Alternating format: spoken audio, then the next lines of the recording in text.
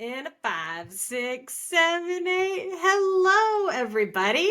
Welcome to the Smart in Public podcast. I'm Katie Boyson. And I'm Katie Duffy.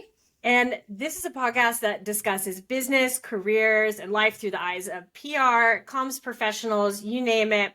But we've got a new guest on this time. His name is David Swan. He is one of Australia's leading technology reporters. He's currently the technology editor for The Age and Sydney Morning Herald, and was previously the technology editor for the Australian newspaper.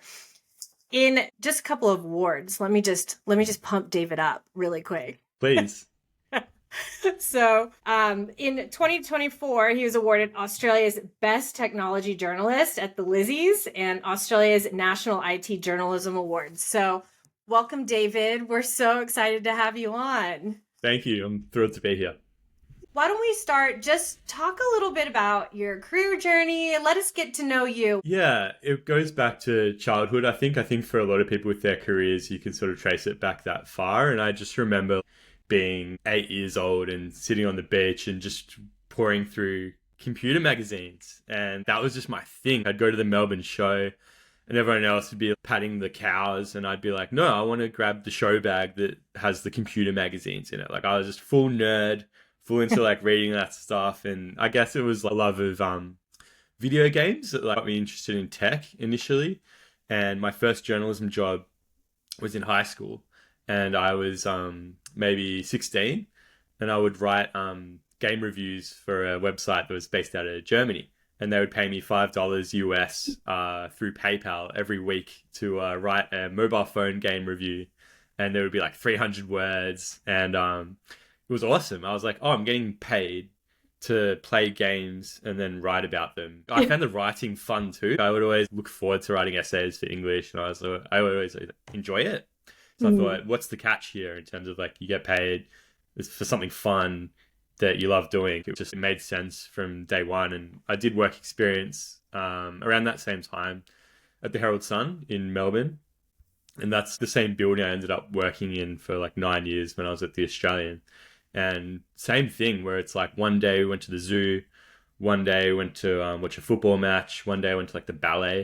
I was like, so you just get to experience amazing things and write about them. And I was like, there's got to be some sort of catch here. I don't know. It just seemed like too good to be true, really. And yeah, and then my career has felt a bit like that at times. Not every day, but often I would say it just feels like a privilege to have fun, get paid, enjoy it, feel like you're doing it well as well. So like, yeah, it's been a ride. Have you found a catch? What's the catch? There is a catch. It's grim, but it's like this industry's been in decline for every year I've been in it in terms of just the media industry, where there have been layoffs pretty much every year that I've been in it. And that's meant saying goodbye to like friends and colleagues consistently throughout, which has been like really rough. Like even just recently, a few weeks ago, where I am now, which is The Age and Sydney Morning Herald, we laid off about, I think it was 80 or so colleagues nationally. And as a percentage, it's like, that's quite a lot. And I think the catch is that we still haven't figured out the business model yet for journalism in terms of people paying and the advertising market and all that sort of stuff. It's just been this structural shift the whole time I've been in it, which has meant that there's been fewer of me around every year, and you guys would see that too. And then all I would say too is like the silver lining of that is I think it's afforded me opportunities that I might not have had 20 years ago when the industry was sort of, thriving in a different way. I might still just be a more junior tech reporter, but the fact that we've lost people along the way has afforded me opportunities as well, which I'm grateful for. That's probably a good segue then into kind of what does a day in the life look like for you now? What does that sort of modern newsroom look like? And we've talked a little bit on the pod about, how inundated you are with PR people pitching you. Oh my But God. yeah, I mean, if you could just walk us through, especially for the younger maybe PR people who listen, like what does your day look like? And then give us a sense of how much you get coming at you. Yeah, like that's the other catch, I would say. I look at my job, and one of the hardest things about it is the incoming traffic. That ratio has changed every year because there's fewer of us. And then I think comms and PR is still growing and adding people. And I don't know what type of graph you call that, but like there's fewer of us and then more of you pitching. So It's my a inbox. pretty fucked up graph, David, is what that is. Yeah. I hate it because I used to really pride myself on being really responsive and always pick up the phone no matter who's calling and respond to everything. And now I can't. It would take my whole day and then some to like respond to everybody. So I would say in general my inbox is a shit show, and that would be the same for every journalist, presumably. Whenever we catch up with colleagues at other publications, it's always like the inbox is just like madhouse. But it's a necessary thing too, because it's like a lot of my stories obviously come through emails or pictures and things like that. So it's still necessary and important and helpful, but at the same time, I have to ignore most things, which annoys me because I like being responsive and communicative. But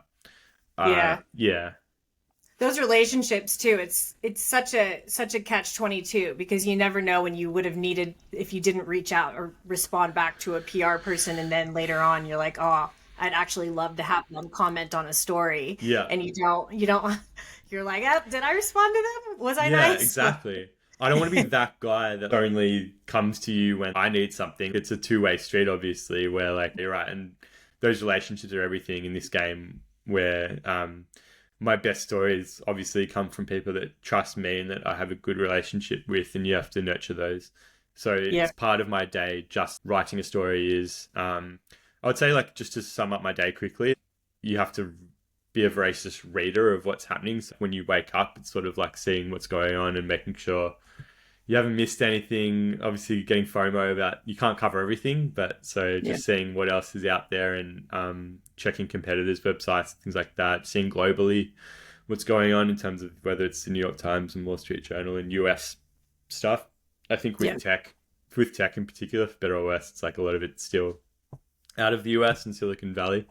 So having the finger on the pulse there, and then probably by 9 a.m, like today, I've pitched a couple of stories. So you do that before 9 a.m. just to flag on Slack with my editors of like, oh, this is what I'm working on today. And then you get cracking and do the interviews and do the writing. And that's sort of the day in a nutshell.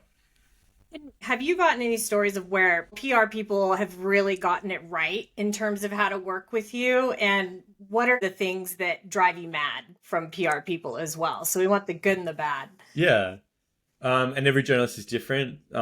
There's no, I have my own preferences just as any other journalist would have theirs. So it's just sort of getting to know me and how I like doing things. I would say in general, and that's changed over time too. I think in the past, I liked phone calls and hashing out a story over the phone. And now I see it like as I don't have time for that. Like if I answered every pitch phone call, it's like that's half my day gone, just like workshopping stuff over the phone. And I just actually don't have time for that anymore. So I'd say keeping things as simple as possible is really good, and generally over email. So just like being really clear and concise.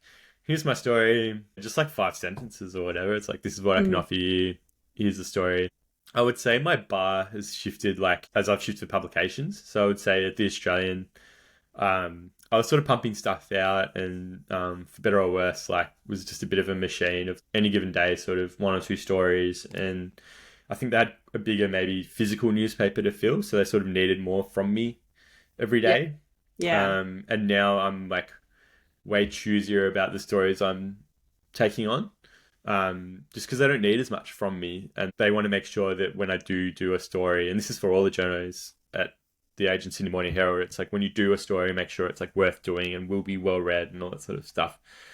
I had a story last week that I worked on for like 2 weeks maybe, and I would say I worked on it for most of that 2 weeks, and every day I would sort of flag with my editors, hey, I'm working on this one. And it was quite a delicate, complex story of I think it was 9 women coming forward alleging harassment against a figure in the industry. And I said no then over those 2 weeks to like basically every pitch, because I was like, I'm spending my time on this story because I know it's important and it will be well read and like is worth doing. And that means unfortunately then having to say no to like almost everything else. Even if some good pitches came through, it was just like, no, I'm focusing my time here because that's important. So I would say just that's shifted.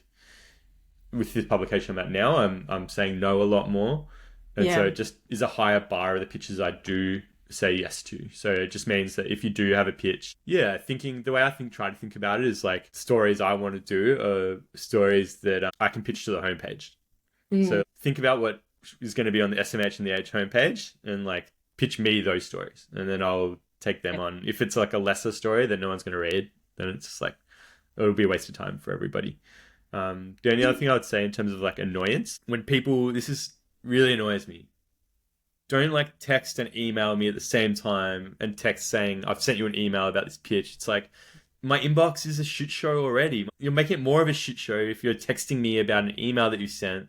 Yeah. And it's like at the same time as well. I get you could follow up maybe like a day later, right? If you've emailed me something and then you could text maybe and be like, hey, I'm just following up this email I sent yesterday. That's still probably annoying, but like if you're texting me at the same time and you're texting me to tell me you've sent an email, that's just like my inbox is already shit show. So just don't do that. That reminds me of going from Slack to email where people will Slack you, hey, I've just sent you an email. Oh my God. Like I've got the notification, like I'll read it. I don't understand. It actually just doesn't make sense to me at all. I don't understand. It makes sense to me only because I know exactly what that person's, they're trying to like, and maybe I'm just going to posit that a lot of them might be agency folks who need to say to the client what David has said back. So I agree with you. It's very frustrating. And I think, but can I just maybe ask you a question for all the PR people? If you don't respond, do you think it's like, is it a fair assumption that if you haven't responded, you're not interested? Or it could just be that you haven't got to it. Like, how would it could be either, honestly. Yeah. I would say like I read almost everything. So it's probably more that I'm not interested. But I would give it like, I would say it's okay to like follow up at least like once. Like that's fine. Probably over email rather than text. I think leave texting for like urgent stuff. If it's like, our CEO is available today. It's exclusive. Like I just need to know ASAP. Like that's fine. It's more just like, so I think text is good for urgent. Same with like ringing me. Like it's fine to ring me if it's like, I've got this like urgent thing. But in general, I would maybe follow up once. That's fine. And then if it's been like a couple of days or something and I haven't responded, then just move on to the next journey. Usually what I like to do is in that email say, I'll follow up with you tomorrow. And if I haven't heard from you by this time tomorrow, I'm going to move on. Perfect. Yeah. That's great. Like over communication is better than under. And same goes for my other pet peeve, which is when people will pitch me something that's like been elsewhere already and not tell me that. And then I might be interested. And then I like have Googled the company and it's like, oh, that was in Reuters or it was in the AFR yesterday. Yeah. And why wouldn't you just flag that and just be like, hey, this has already been covered elsewhere, so you probably won't be interested, but just in case you want to do something, like just over communicate and be really clear.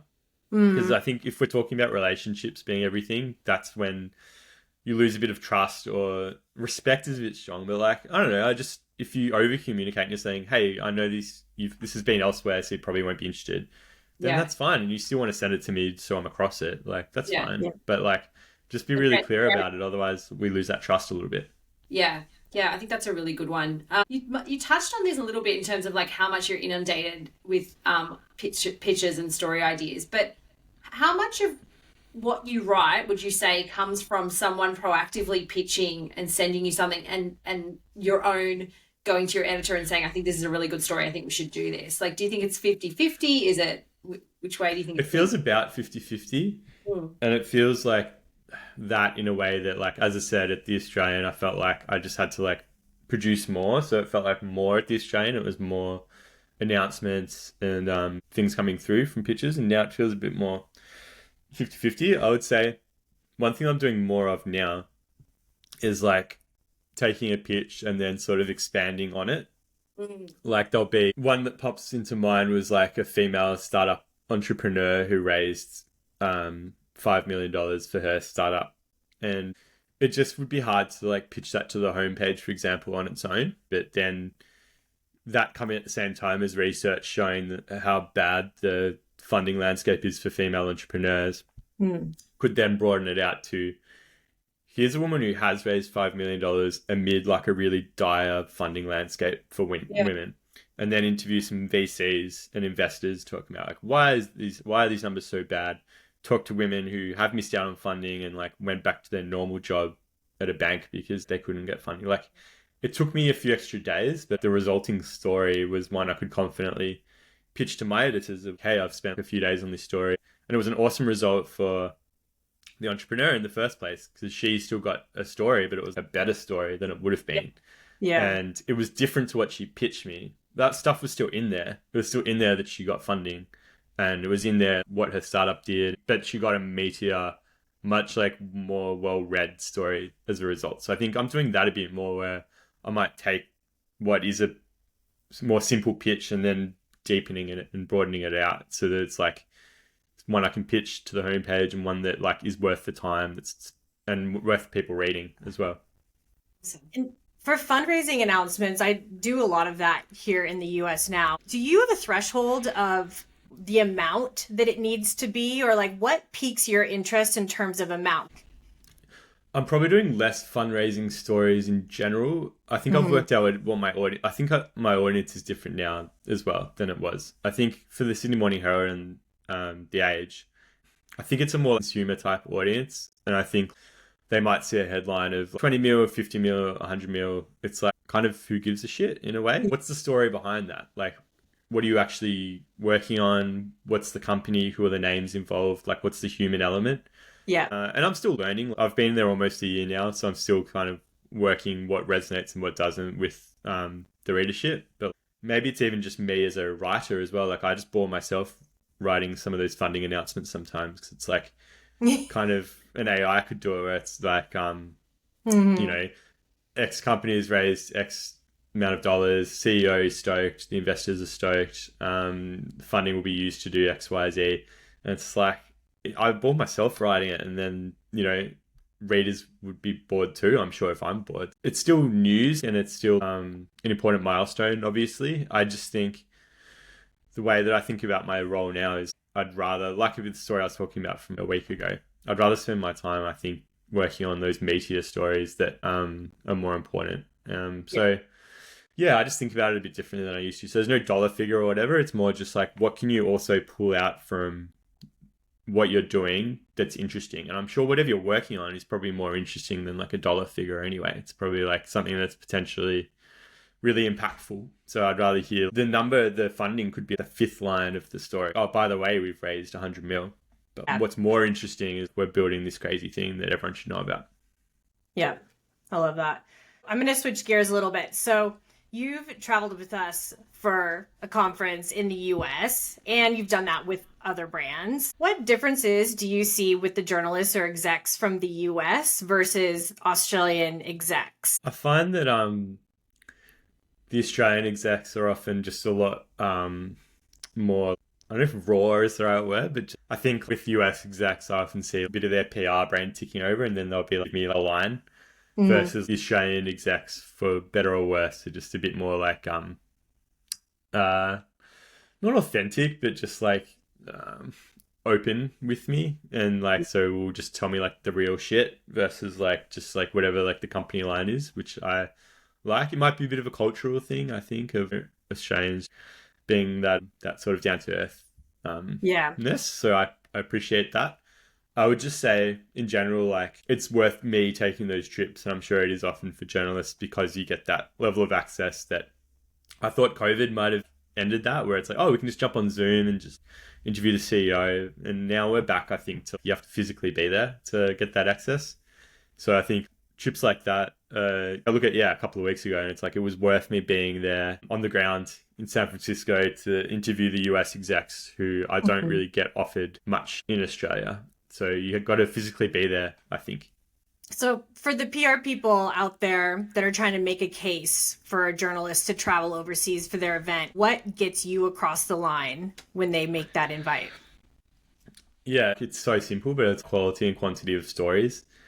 If you're going to get this like one story out of it, it's just not worth my time. And I think it helps as well, like with the one a couple of weeks ago, it was like, oh, here are these like 10 other companies that you can interview while you're here. So like bringing in, it's like not just your own company that you're pitching, but have partners or customers or just other people or companies around that will help build other stories as well. Celebs are cool too. My Will.i.am interview got pulled at the last minute, which was a bummer, but that almost happened. And then they were like, "Oh, your email was in our spam box." So my Will.i.am interview, still trying to make it happen remotely, but celebs help as well. It's cool. Yeah. And is that, do you think, an access thing too? Because you're not necessarily going to have that day to day, but your audience and probably a little bit more the consumer lean now with The Age and Sydney Morning Herald. Like, because I think sometimes we think the celebs are a bit of a naff part of the conference world, but I think if you can get access, what you're saying is that's actually quite. Oh God, I want that celeb access. That's particularly like you're just a celeb. Like, that's what you're going for, David. I'm thinking of the readers, and I'm like, what would I want to click on?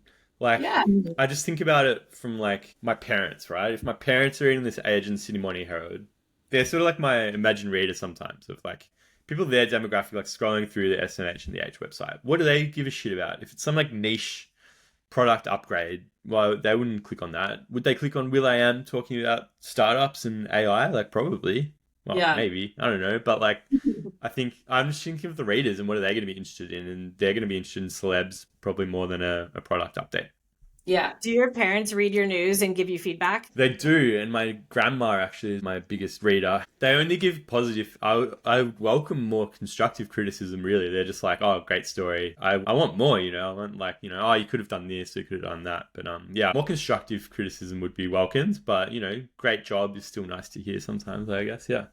About your partner, does your partner give you constructive criticism? Because I find mine's very willing to give me constructive criticism. She is a journalist herself. So like she is actually really hands-on in terms of, often I'll bring her a story before it's finished and be like, can you give me feedback? And like that one with all the, alleged harassment victims, for example, like she's on maternity leave at the moment, but she was a crime reporter, an investigative reporter. And so she was really helpful of like looking up court documents. Yeah. And like she helped me a little bit in terms of reading it as well and being like, delete this, delete this, delete this. She's a really brutal editor in terms of removing bullshit that shouldn't be in there. So she's very helpful. It's very helpful. It's not always helpful to have like two people doing the same career in a relationship, but in this case, it's like really helpful.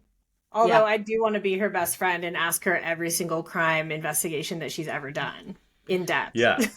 We'll make that happen when she's, well, we won't bother her on maternity leave now, but when she's back, when she's back, absolutely, yes, we'll make that happen. Have her on to talk about crime reporting.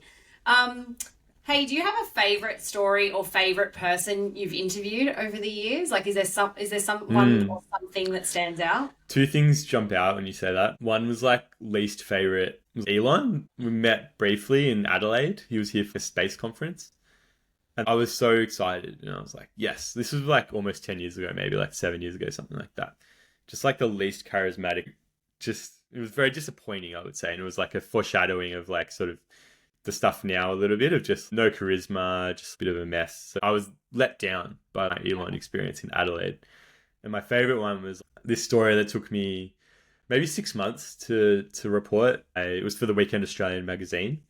And it was involved Hulk Hogan suing Gawker magazine. Because they'd posted a sex tape of Hulk Hogan. So Hulk Hogan sued Gawker, and then it came out that Peter Thiel, the tech billionaire, had like secretly funded Hulk Hogan's lawsuit against Gawker because Gawker had outed Thiel as being gay a few years earlier. So Thiel was like, I must destroy this website. And it turned out that there was a Melbourne guy who was like a bit of a Thiel fanboy and became close with Thiel, who came up with this idea for Thiel to do that. He was like, I know how you destroy Gawker. You don't sue them yourself, but you find someone who has like a valid case against Gawker and you bankroll their lawsuit. And It worked. And Gawker doesn't exist anymore. This lawsuit was successful. And I knew this guy in Melbourne and someone had told me this story. And I was like, that's crazy. Like, that's insane. And then I had to like convince, his name was Aaron, and he's actually running now it's called the Enhanced Games. It's like Olympics, but like with as much drugs as you want. And I'm like, that's crazy as well. Well, my husband has been talking about this. Oh my God. If they can, I don't know. He's an interesting character, I'll say that. I was kind of already acquainted with Aaron, but basically I had to like convince him to like want to talk to me on the record for a magazine story. And then once he was on board, then he helped get Teal on board, and then he got Hulk Hogan's lawyers on board, and I flew to LA and like went to Teal's private lair basically, and it was like this really crazy thing, but like the resulting story I was like super proud of, and yeah, it took about 6 months just like chipping away at it.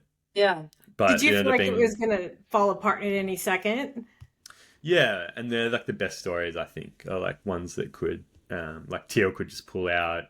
And it still is like semi-interesting of like, okay, I've got this Melbourne guy talking about it, but it's like, no, you need Teal. Like, and we had like an hour. It was cool. It felt like a movie at times. Like I rented this like ridiculous sports car just for like one day to like drive there. I was like, I want to like, if I'm doing this Teal interview, I want to really lean into it and just be ridiculous. So I just had this sports car, and I hadn't driven in the US for years, so if I was going to crash at any moment, so I was just like nervously driving along the freeway. But that story, when you have months to work at something, and there's so many different ins and outs, and it was really rewarding. And then to see the outcome of, yeah, they put it on the cover and did a big photo shoot for it and everything. I'm still proud of that one. Yeah.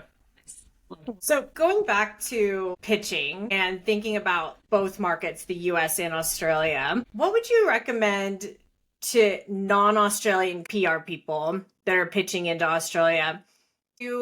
How would you guide them on pitching Australian publications? Like, what are the pieces that they need to tell a good story and to get that journalist over the line? I think about this in the sense of if you are a US company that's just starting out in Australia, maybe open a new office, what does that successful pitch look like?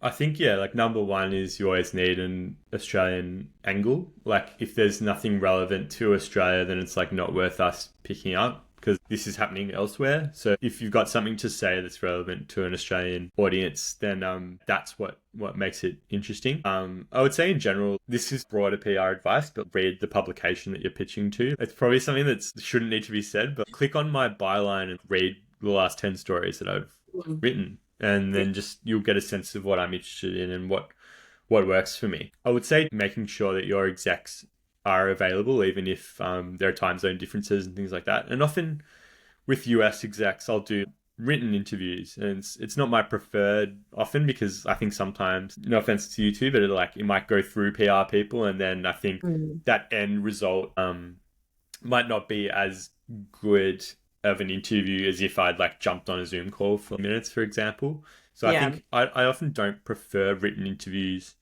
just because sometimes the responses that come back can read a bit PR-y, for example. But look, if you can guarantee, yes, these responses will be from the exec, and I think if that's the only availability rather than me having to wake up at 4 a.m., for example, to do an interview, then that's fine. So just thinking about ways to make the interview work despite the time zones and things like that is helpful. Hey, we've seen some recent CEO interviews here in Australia, and I'm sure there's examples in the US too of kind of where things don't go so well. The ones that come to mind both happen to be from Four Corners, the Woolworths interview, and then most recently the Steadfast CEO, where they had to pause trading on their stock. What's your take on these? Like, do you think, I'm just really interested from a media standpoint, because as PR people, I think a lot of us cringe when Brad got up from the interview, you know, oh my God. But I just would love your take as a journalist on those interviews.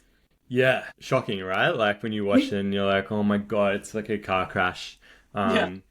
But I would say, like, from a PR standpoint, it's harsh, but if those execs can't handle those moments, then I don't think they're necessarily right for the position at all. Like it comes with a huge responsibility, but you have to be able to handle those moments.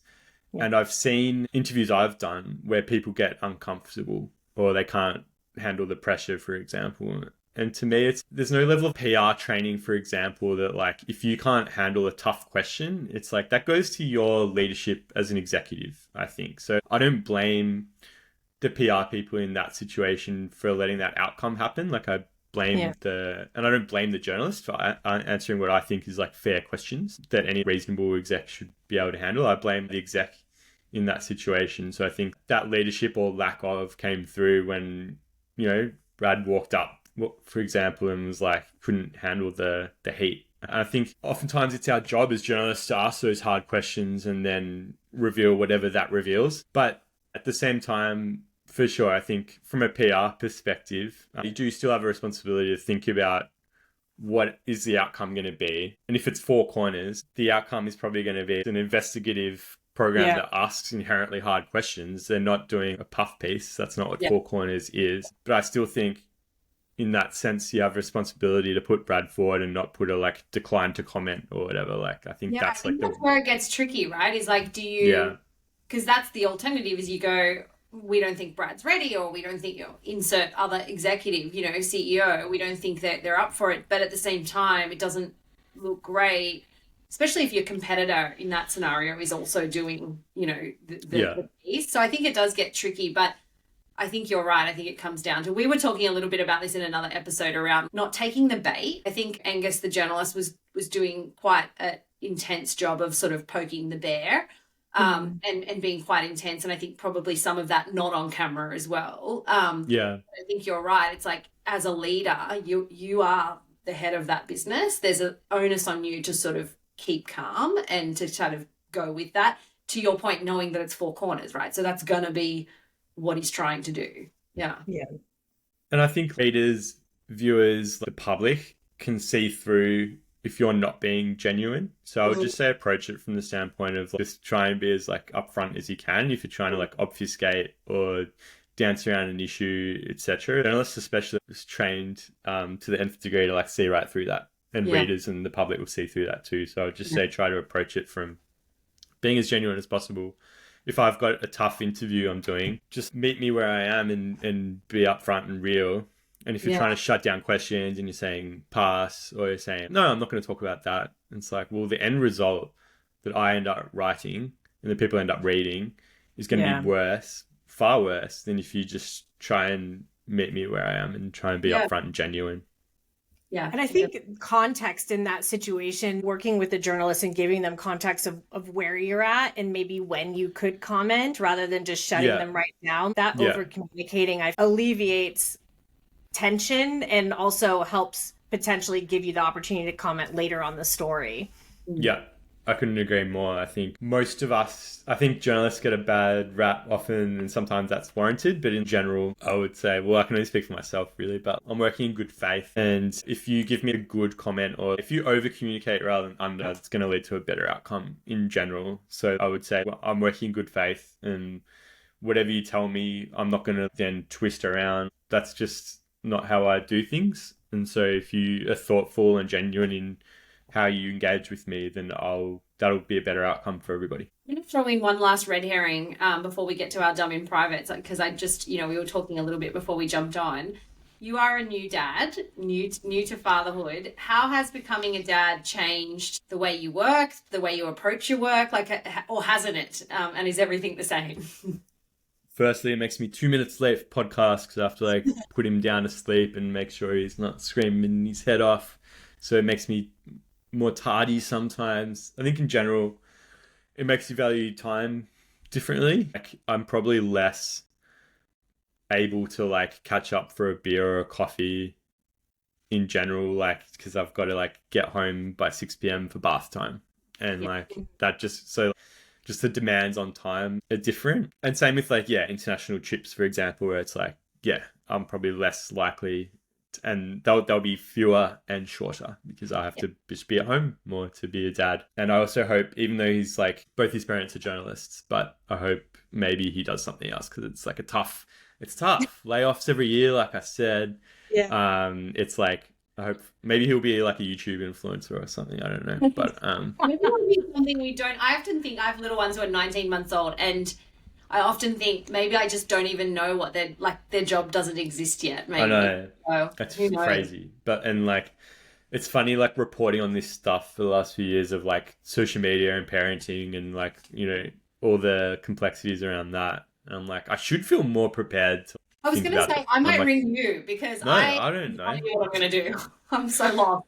Been writing about it, but I was still like, shit, like it's vexed as an issue. I'm like, oh my Yeah. God. You don't want them to be socially isolated, but you don't want them addicted to their screens or whatever. Yeah. I don't know. I'm still And I flailing can't around blame like everyone else. you. Like, I love tech too, and I'm not anti-tech and anti these things, but then at the same time, I'm like, I just read The Anxious Generation, and I'm like now totally confused as what I Oh should my be doing God. for my kids. So if you figure it out, David, please let me know. I'll All follow right. you. There's not a high chance for that, but we'll see. If I do figure it out, I'll let you know. Thank you. You can crowdsource. Yeah.